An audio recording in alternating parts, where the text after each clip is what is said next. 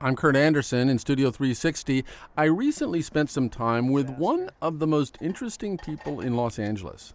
He's a hero of the so-called makers movement, people who believe that making things yourself or fixing the things you have is lots better than mindlessly buying new mass-manufactured stuff.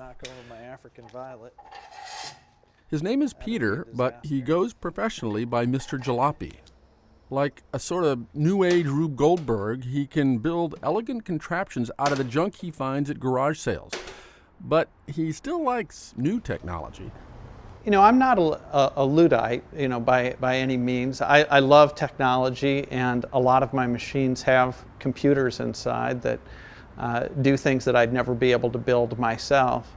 But there is a beautiful clarity to old machines too, of being able to visually see what's going on and to be able to get in there and get your hands dirty. As opposed to microprocessors. Right, which are a little, that's a little, I'm just not smart enough to do that.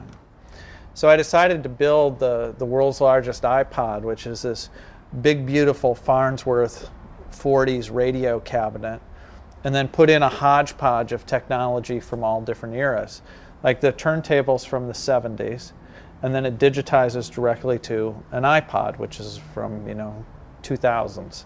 Has a computer inside, has a Sansui receiver from the 70s, and it's just kind of whatever I had available, as cheap as I could do it.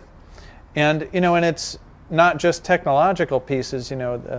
The lid is held up with a knob from a 50s nut dish, and the panel, you can access the computer by these knobs that are off an old kitchen cabinet, and the computer's there to put in CDs.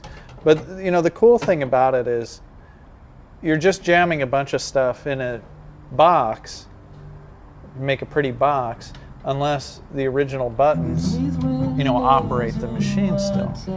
So the original buttons that you used to select radio stations.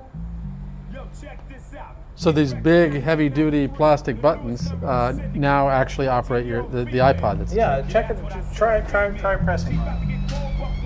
That changes the volume. This will go to the next song. And that's play and pause. What happened is I wanted to listen to Dinah Washington's Drinking Again. And I knew I had it on an LP.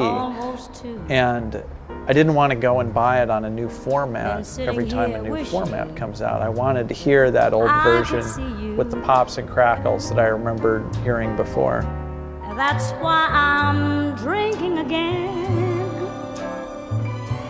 And thinking of when you loved. So it still has that same kind of clunky feel to it of an old machine. Yeah. Even though it's doing something new. And wishing that you were here.